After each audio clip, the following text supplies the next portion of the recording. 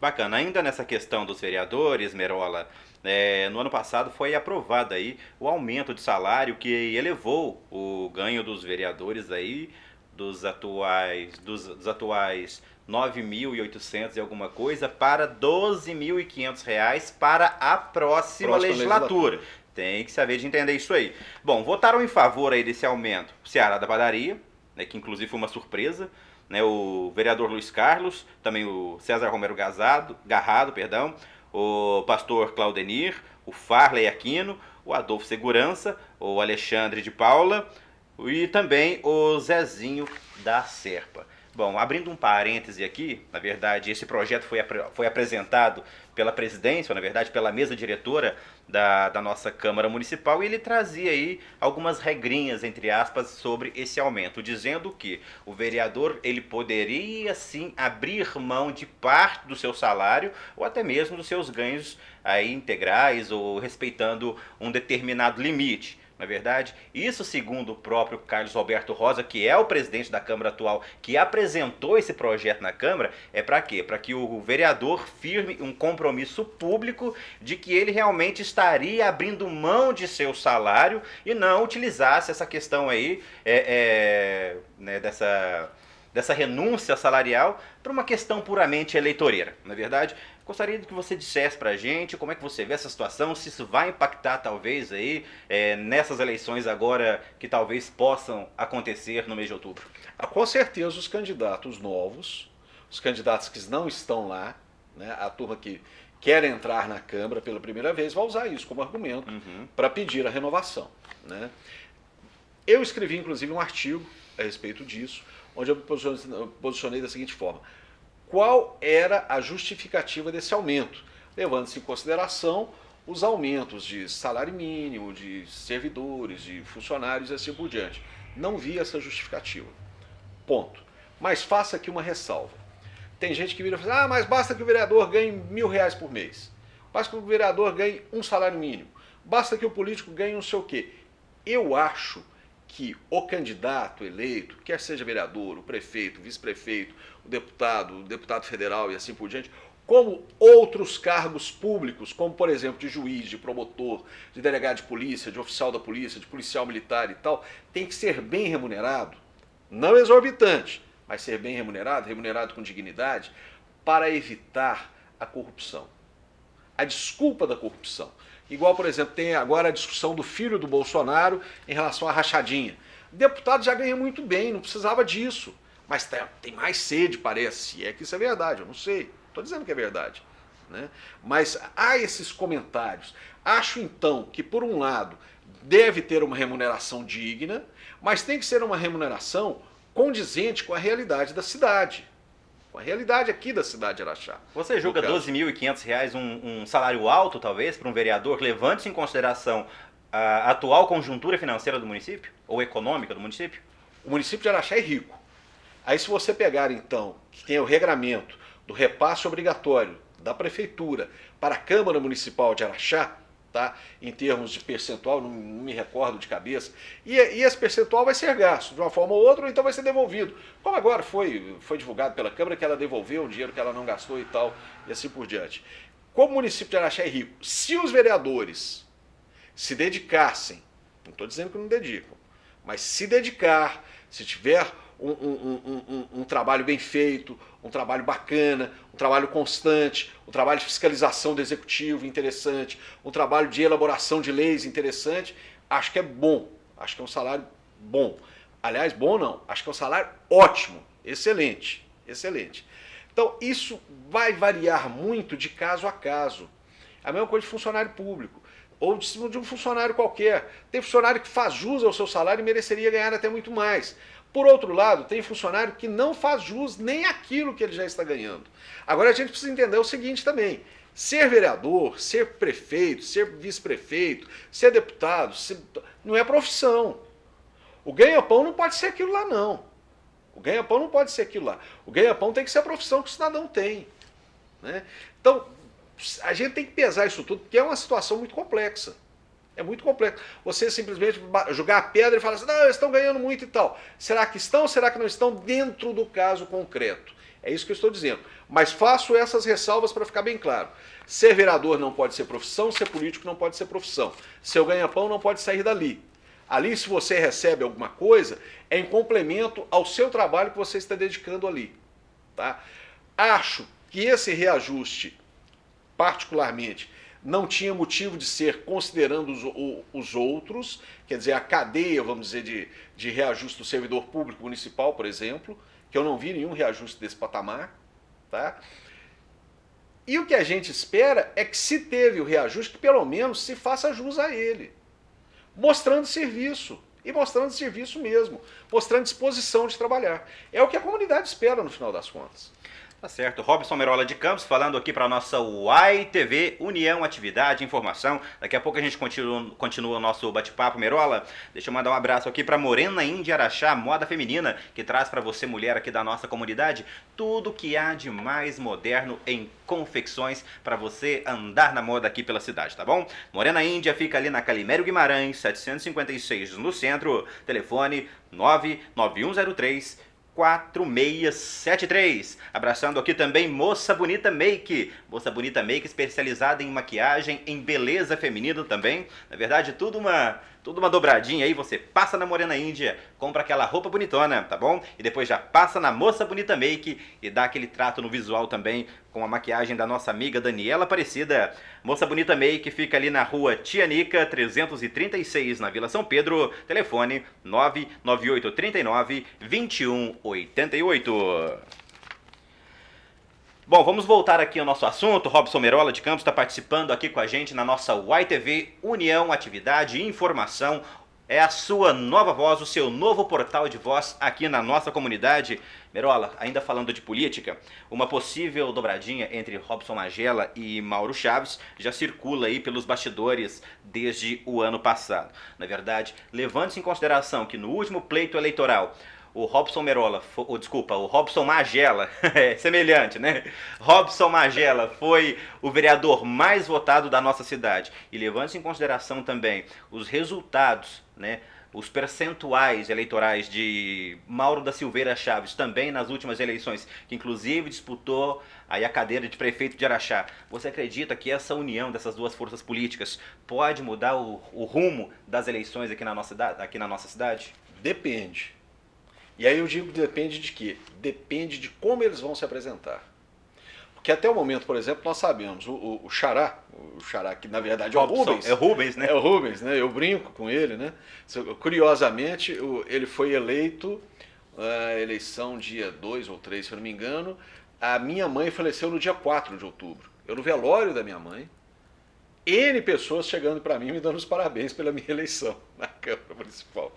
Ele me conta que ele recebe correspondência para mim lá na Câmara, e eu já recebi correspondência dele no meu escritório, para você ter uma ideia. Confusão de nomes. Por confusão de nome. Mas tudo bem, gosto muito dele, gente muito boa. Gosto muito do programa dele, acho muito divertido. O programa dele de manhã cedo lá na cidade. Mas veja, o Robson Magela é um vereador de oposição. Ponto. Se ele tem feito oposição sistemática ao governo Araceli de Paulo. O Mauro também se apresenta nas redes sociais como oposição. Né? Então, capitalizar agora, porque ser oposição é mais simples do que ser situação, cá para nós. Por que é mais simples? É mais fácil eu criticar. Pô, Diogo, mas por que você não colocou uma televisão maior aqui? Mas por que eu não providenciei, o dinheiro para colocar uma televisão maior? Ou no seu... Você está entendendo que o ponto é esse. Ser oposição é sempre mais fácil do que ser situação. Então, quando eu digo que vai depender de como eles vão se apresentar, é porque depois de terem criticado, agora eles vão precisar apresentar soluções. E soluções factíveis. Qualquer candidato que queira entrar, ocupar a cadeira de prefeito a partir de 2021, de 1º de janeiro de 2021, vai ter que explicar o que ele vai fazer, de que jeito ele vai fazer, de onde virão os recursos e como que ele vai contribuir para que a vida do cidadão fique melhor. Eu disse há algum tempo atrás, sabe o que o cidadão quer? O cidadão quer o seguinte, ele quer ter um emprego em que ele consiga sustentar com dignidade a sua família. O cidadão quer sair para o serviço ou, por exemplo, sair à noite da sua casa e não correr o risco de ser assaltado. Ele quer ir para o trabalho dele, saber que o trabalho dele vai estar lá na semana seguinte, no mês seguinte. Ele quer que, se eventualmente o filho dele escolha escola particular, mas ele precisar colocar numa escola pública, que seja um ensino de boa qualidade. O cidadão quer pouca coisa. Hoje, o brasileiro, ele não quer mundos e fundos, ele quer sobreviver com dignidade, ele quer ter dignidade. Então qualquer um, independente se é o Robson, se é o Mauro, se é a Lídia, se é o Emílio, se é sei lá, os outros, a Ana Paula, que está colocando o nome dela também, a gente agora corre risco até de esquecer de algum nome, não sei se eu estou esquecendo, me desculpe, estou ficando velho, dá um tempo para mim. Mas ele quer isso, ele quer pouca coisa, mas essa pouca coisa que ele quer é essencial. É essencial. Então qualquer candidato vai ter que explicar como ele vai proporcionar isso para o cidadão.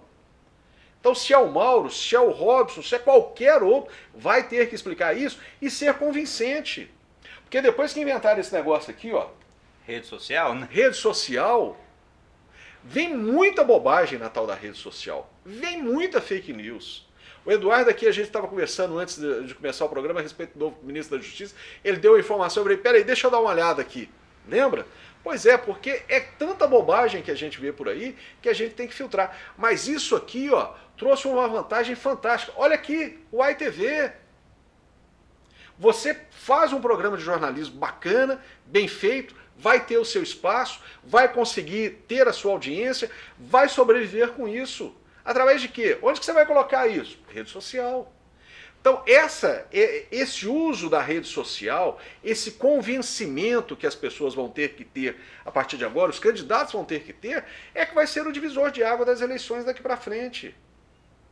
Aquela história de comício, eu sou da época do showmício, que botava no caminhão, subia lá, dupla sertaneja, mais isso, mais aquilo e tal. Aí a turma ia só para assistir as duplas sertanejas. Acabava a dupla sertaneja, então precisava deixar o show por último, porque se fizesse o show primeiro ninguém ficava, né, para ouvir os candidatos. Então isso acabou. Isso acabou. Os belos discursos, as grandes palavras, aquele cidadão que trepava na caixa de verdura e fazia um discurso bonito e tal, está acabando. As pessoas querem efetividade. As pessoas querem mensagem. Bolsonaro ganhou a eleição porque soube usar a rede social, porque soube ser um contraponto ao estado de coisas que estava no Brasil. Romeu Zema ganhou a eleição aqui em Minas Gerais, que ele surgiu como candidato, tiraria numa só paulada Pimentel e Anastasia.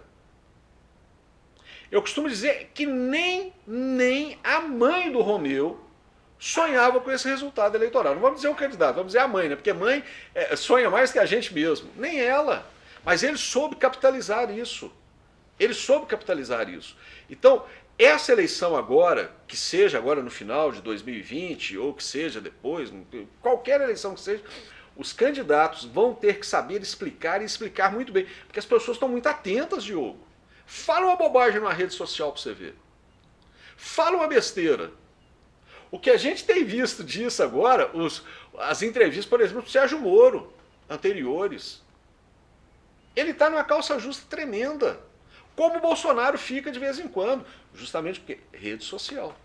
As pessoas hoje têm um acesso muito facilitado à informação, não é verdade, Merola? Isso faz com que o eleitor seja informado. Sim. Lógico, o eleitor que quer ser informado, não é verdade? É evidente, é evidente. Então, talvez este seja o cerne central da questão, que inclusive gerou uma mudança de panorama no próprio Congresso Nacional, que houve uma renovação, salvo engano, me corrija se eu estiver errado, de quase 40%, ou mais de 40% do quadro dos deputados. Sim, não é verdade? Você veja, há 20 anos atrás, eu estou falando 20, porque tem 20 anos que eu não assisto televisão aberta dentro da minha casa, desde que nós colocamos lá canal pago.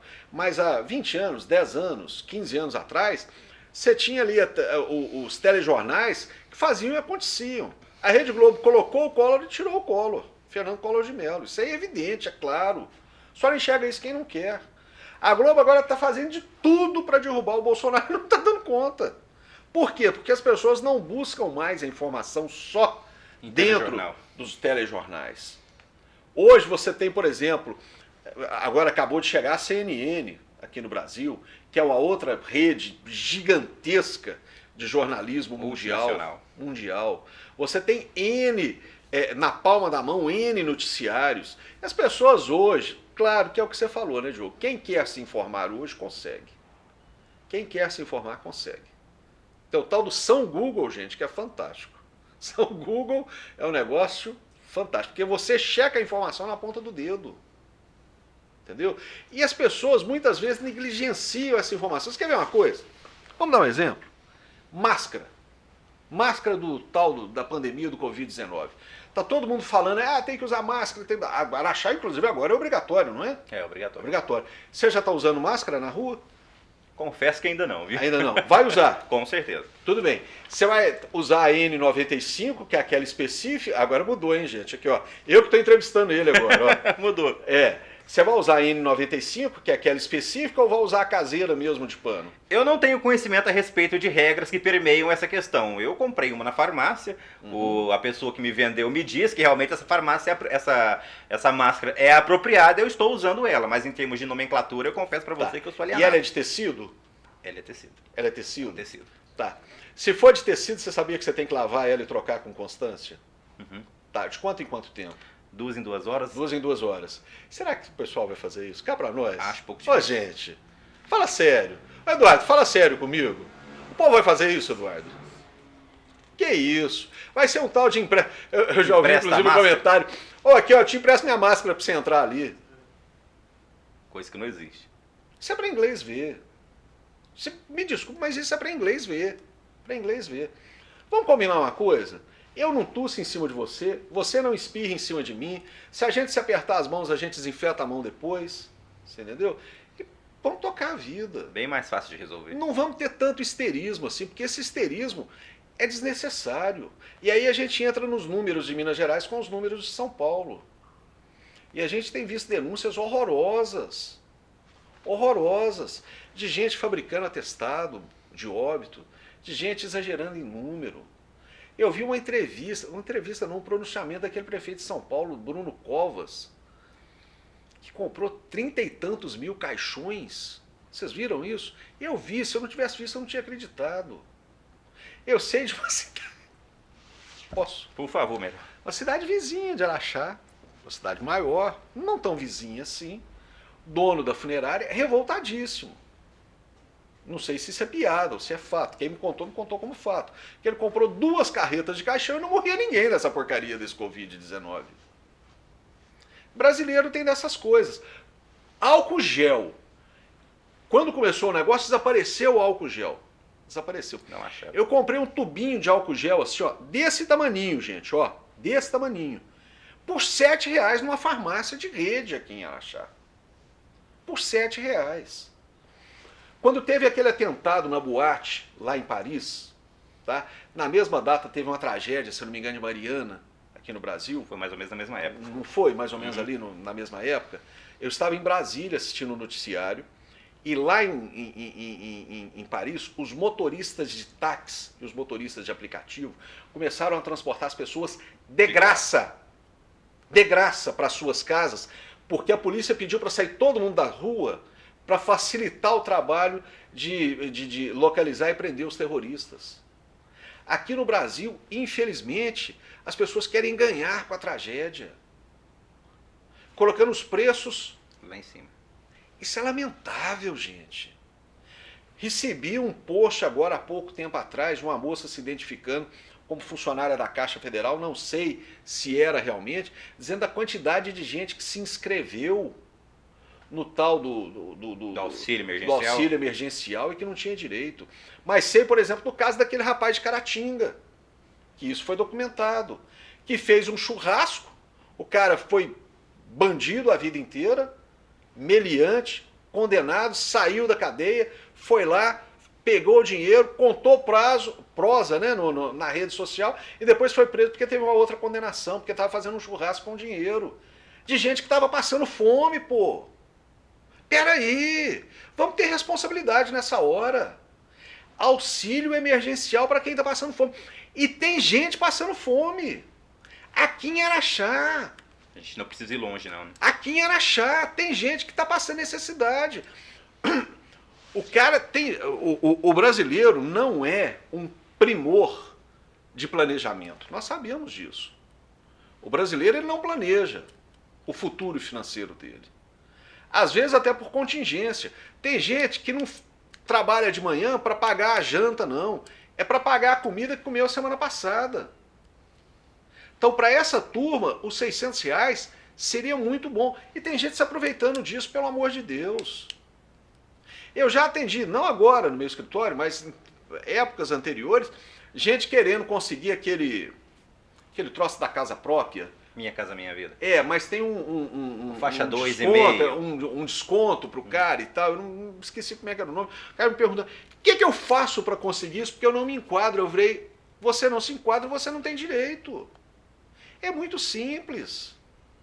Enquanto o brasileiro não aprender a ter responsabilidade, a assumir responsabilidade, a lidar com a responsabilidade, nós vamos conseguir continuar sendo esse paizinho aí de terceiro mundo. Nós vamos continuar tendo governante que não vale nada, deputado que só pensa no próprio umbigo. Nós vamos continuar desse jeito. É preciso acabar com isso. Essa pandemia traz isso de uma forma muito clara, porque você vê Araxá, vamos pegar o exemplo de Araxá. Tem erros. Teve, por exemplo, essa questão aí desse termo de responsabilidade absurdo, que queriam que os comerciantes assinassem, que os empresários assinassem e tal, mas que já caiu, graças a Deus. Mas você percebe que há boa intenção. Mas tem lugar por aí que você percebe que não tem boa intenção nenhuma. Que querem fabricar números para aumentar o valor que vai receber de ajuda do governo federal. Pelo amor de Deus, isso tem que acabar. Não dá para conviver mais com esse tipo de situação. E aí é consciência de cada um, é do eleitor que está sentado, está assistindo isso aqui agora, que tem que parar e pensar. E tem que cobrar. Você me desculpa o desabafo, mas é porque não dá para aceitar determinadas coisas. Não dá para aceitar o governador de São Paulo fazendo o que ele está fazendo. O terrorismo que estão colocando nas pessoas. A epidemia de H1N1 tem 10, 11 anos.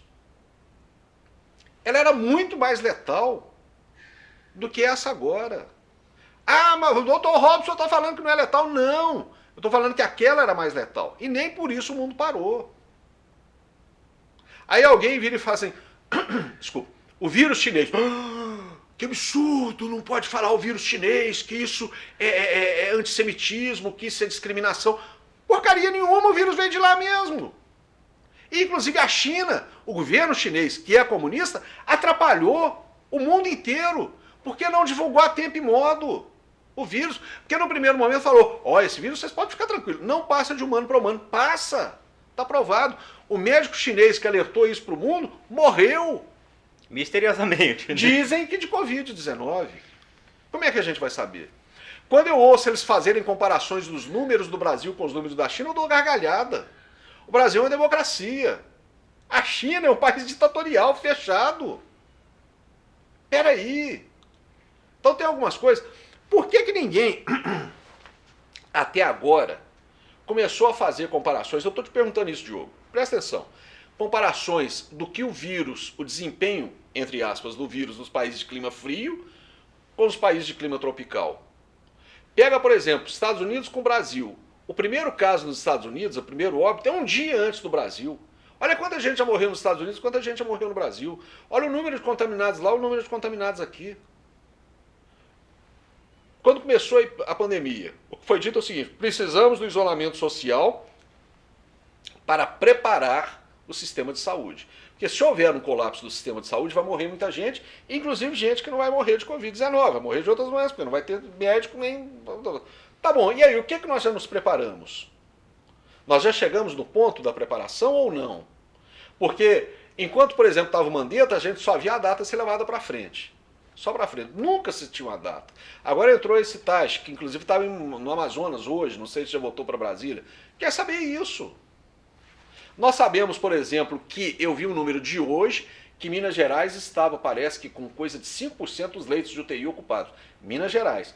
Em Belo Horizonte, 80 e poucos por cento. Tá? Então, quer dizer, é uma situação completamente diferente. Uma coisa, por exemplo, que eu particularmente não concordo aqui em Araxá. Por que o comércio abre só do meio-dia às 6? Segundo a secretária de Saúde, é para evitar o horário de almoço, a ida e volta dos funcionários para o horário de almoço. Aí eu penso o seguinte, Uma loja comum aqui em Araxá tem 2, 3, 4 funcionários, sei lá. Quantas pessoas frequentam essa loja durante um dia? 10, 20, 30? Uai, mas então nós estamos acumulando 20, 30 num período só e 4 ou 5 para não acumular 4 ou 5. Não faz muito sentido para mim, me desculpa, mas eu não consigo visualizar o sentido disso. Eu hoje, de curiosidade, passei pelo Olegário Maciel depois do almoço e várias lojas eu vi com fila para entrar. Várias lojas. Então, esses pequenos detalhes, eu sinto que, repito, vejo boa fé, vejo boa vontade, vejo seriedade aqui em Araxá. Vejo muito isso mesmo, inclusive da secretária da Diane Dutra. Achei fantástico. Achei fantástico aqui, abri os parênteses, até para dar os parênteses para ela, quando ela deu a notícia da primeira confirmação do primeiro caso aqui em Araxá. A tranquilidade que ela deu a notícia. Sem histerismo, sem alarmismo, sem difusão de pânico, uma tranquilidade numa entrevista que ela deu, que eu achei um negócio fantástico, achei bacana demais da conta. E esses ajustes, eles vão ser feitos, evidentemente, justamente porque eu digo, aqui parece que as coisas têm boa vontade, tem seriedade, tem cuidado, mas aí fora não está tendo isso não. E isso é de ficar revoltante, quando o político tira proveito do pânico, da histeria da população e dissemina, inclusive, esse pânico e essa histeria para capitalizar ganho político. Peraí, isso é um absurdo. Falta muita consciência. Demais da conta. Demais da conta. Você trouxe essa questão aí desse decreto 946, né? No qual aí o governo local flexibilizava a abertura do comércio, na verdade. Todavia, aquele comerciante que abrisse o seu comércio, ele seria obrigado a assinar um termo de responsabilidade no qual ele poderia ser penalizado, inclusive criminalmente, por uma possível transmissão ou propagação do vírus dentro do seu comércio. É claro, desde que provada aí que realmente essa transmissão, essa propagação aconteceu naquele meio. Houve uma pressão muito grande por parte da classe comerciante e esse decreto foi derrubado. Pelo menos o termo de responsabilidade. O termo de responsabilidade foi derrubado, né? Você vê isso como uma vitória? Sim, claro, vitória da população. Vitória da população, ganhou a cidade, gente. Esse termo cá pra nós era a maior bobagem que existia. Quer ver uma coisa? Vamos no aspecto criminal? Salvo engano, é o artigo 268 do Código Penal que diz o seguinte, que é desrespeitar uma regra sanitária preventiva. Ou seja, estamos numa situação de pandemia, tá? Aí um ente público, que pode ser das 3 esferas, federal, estadual ou municipal, decreta, gente, isso é garganta seca, viu? O Diogo não tem risco nenhum, não. Por exemplo, o isolamento social. Só pode entrar nas lojas quem estiver com máscara, tá? Se alguém desrespeita isso, se alguém desrespeita essa norma, ele pode ser responsabilizado criminalmente, sim. Tá? Não há problema, não há dúvida em relação a isso. Mas veja, a partir do momento em que o ente público, no caso o município, reabre o comércio, ainda que condicionalmente, o uso de máscara, horário, isso, aquilo, acabou o crime. Não existe a possibilidade de haver o crime, porque essa norma penal é chamada norma penal em branco. O que é a norma penal em branco? Que depende de uma regra posterior a ela, editada por um órgão público, pela autoridade competente, para que ela se torne crime.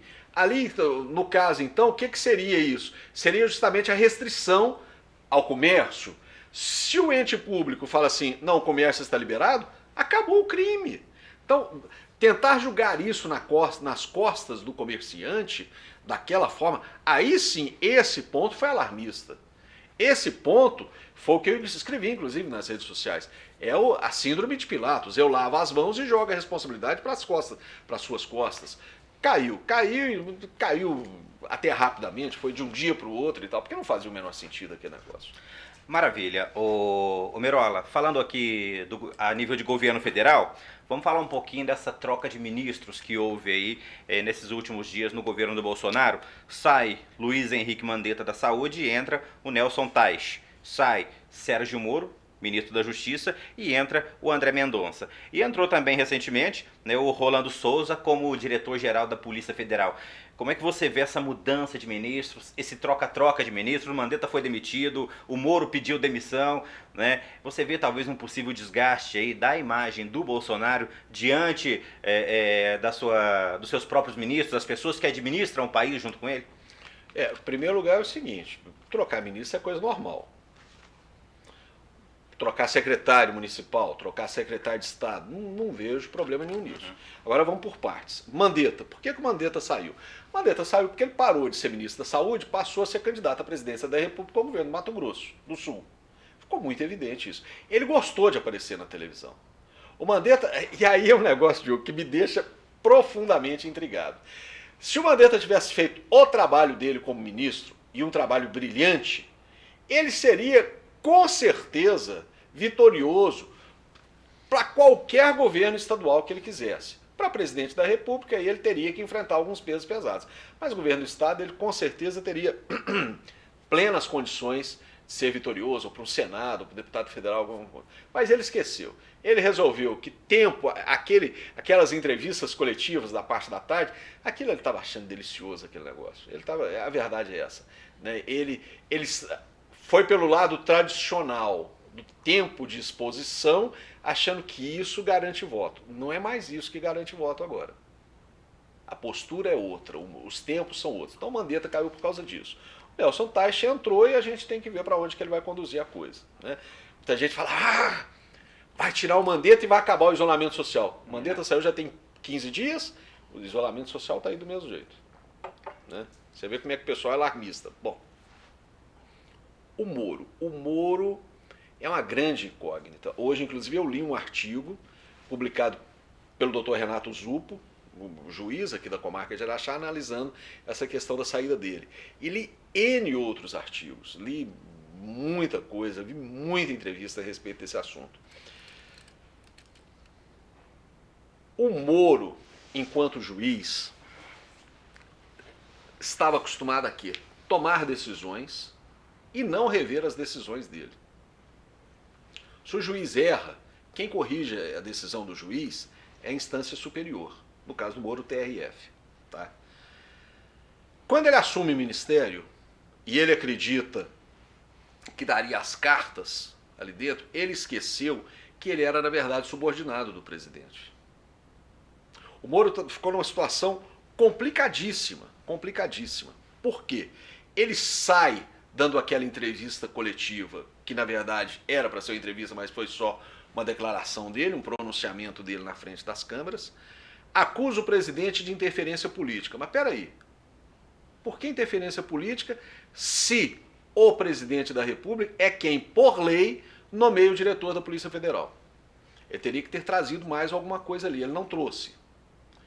Por outro lado, inclusive eu publiquei um vídeo sobre isso, a partir do momento em que ele fala assim, o presidente, ou fala não, insinua, o presidente cometeu crimes, por que ele não tomou a providência então que ele deveria tomar?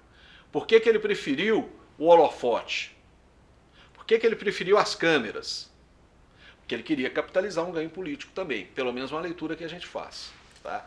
Ele prestou um depoimento de 8 horas ontem na Polícia Federal. O que sai desse depoimento para a gente? Se tivesse alguma prova bombástica, o americano gosta de falar da arma fumegante, já tinha aparecido. Por enquanto não apareceu nada.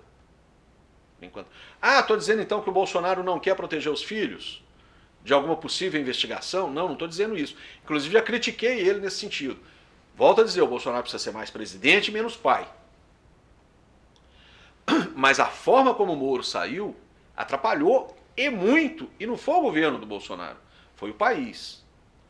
Tem pessoas inclusive amigos meus, que eu convivo com eles e que discordam com veemência de mim. Eu acredito piamente que o Moro não poderia ter saído daquela forma. E acho que o Bolsonaro partiu muito para o confronto também, porque encontrou no Moro um possível adversário político para 2022. Então, esse confronto não interessa para ninguém. E o Bolsonaro errou na medida em que colocou um ministro que não estava afinado com os ideais dele. Se você olhar, ele não estava afinado mesmo. Mesmo, não estava afinado mesmo. Aí não tem jeito de dar certo. Mas se não havia afinidade, ô Merola, o que levou o Moro a aceitar então esse cargo de ministro da Justiça? O que se diz é que ele aceitou esse cargo de ministro da Justiça achando que isso era um trampolim mais fácil para chegar ministro do STF. E agora ele não tem nem o ministério e nem o cargo de ministro do STF. Pelo menos isso é o que se comenta. Isso é o que se comenta. Ah, e o que levou o Bolsonaro a chamar o Moro para ser ministro dele? A admiração que ele tinha pelo Moro. Que inclusive ele confessou isso naquele vídeo, que todo mundo viu, aquele da época, bem antes ainda, o Bolsonaro nem era candidato ainda, foi cumprimentar ele no aeroporto, o Moro virou a cara para ele, pelo amor de Deus. Ah, não, gente, fala sério. Nossa, a educação, vou falar para vocês, educação é uma coisa que vem de berço. Berço. A gente cumprimenta as pessoas. A gente cumprimenta. Tem que cumprimentar. Então realmente não havia possibilidade dessa, vamos dizer assim, dessa dupla dar certo, né? Não, eu acho que não. Eu acho que não. Tá certo. Merola, voltando aqui então para nível de Araxá, a gente acompanha suas redes sociais, a gente vê que você realmente frequentemente está publicando textos, vídeos, trazendo notícias a respeito da cidade de modo geral. E uma das coisas que me chamou a atenção dentro das suas redes sociais foi vamos dizer assim, um Vox Populi, né? Uma pesquisa que você fez na sua rede social, a fim de trazer à tona, vamos dizer assim, a visão da população sobre os gargalos que a comunidade tem hoje. Dentro disso você trouxe turismo, agronegócio, a questão da mineração, indústria, o comércio, enfim, né? Você trouxe aí esse levantamento para nós, isso aí foi votado na verdade, né? Inclusive você divulgou o resultado dessa pesquisa na sua rede social. Eu queria que você falasse pra gente sobre esse levantamento que você fez e qual exatamente o que te motivou a fazer essa pesquisa dentro das redes sociais. Olha, na verdade era a vocação econômica de Araxá, né? Se era o turismo, se era a mineração, se era o agronegócio, o comércio, o serviço e assim por diante. O que me motivou foi conhecer realmente o pensamento araxaense, né? Saber o que as pessoas estão pensando, eu acho que isso é importante, né? E colaborar de alguma forma para que a comunidade consiga crescer. Eu acho que a pluralidade de opiniões é sempre importante. Opiniões que sejam com educação, com elegância, costumo dizer isso, educação, elegância. Peça, inclusive, quando eu publico alguma coisa mais polêmica um pouco, eu escrevo. Só, você fica à vontade se você quiser comentar, não tem problema nenhum. Mas seja educado, seja educação polido. de berço, seja educado, tenha elegância. Você pode colocar o seu ponto de vista. Eu acho muito feio esse negócio de ficar xingando. Tem um provérbio chinês que diz o seguinte: onde terminam os argumentos, principiam os insultos. Né? Então, por isso é que eu faço essa ressalva às vezes. Nesse caso específico, eu fiquei muito surpreendido, porque eu imaginava que o turismo ficaria num patamar bem interessante e não ficou.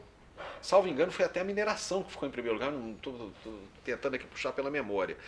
E mineração, cá para nós não temos muito espaço de manobra para incrementar a mineração. Não tem como, né? Nós podemos pensar em termos de aumentar imposto, tributo da mineração, exigir alguma, como é que se chama, alguma contrapartida maior, mas não há como você, então vamos montar novas empresas voltadas para a mineração. Isso não tem como. Não tem como. Já o turismo, você consegue incrementar o turismo, o agronegócio, você consegue incrementar o agronegócio, mas vi opiniões ali, espetaculares. Opiniões assim muito abalizadas, inclusive de ex-prefeito que participou. Ex-prefeito, ex-candidatos, inclusive a deputada estadual que nós tivemos ali que participaram.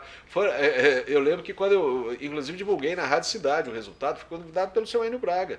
E tal, num programa lá, no programa delas, se eu não me engano, quando eu tirei foram 20 e tantas páginas de comentário que eu imprimi. Então, assim, e comentários muito bacanas. Você vê que as pessoas estão antenadas, as pessoas sabem o que querem, as pessoas estão preparadas para dar suas opiniões, elas só precisam ter espaço para isso. Bacana, show de bola.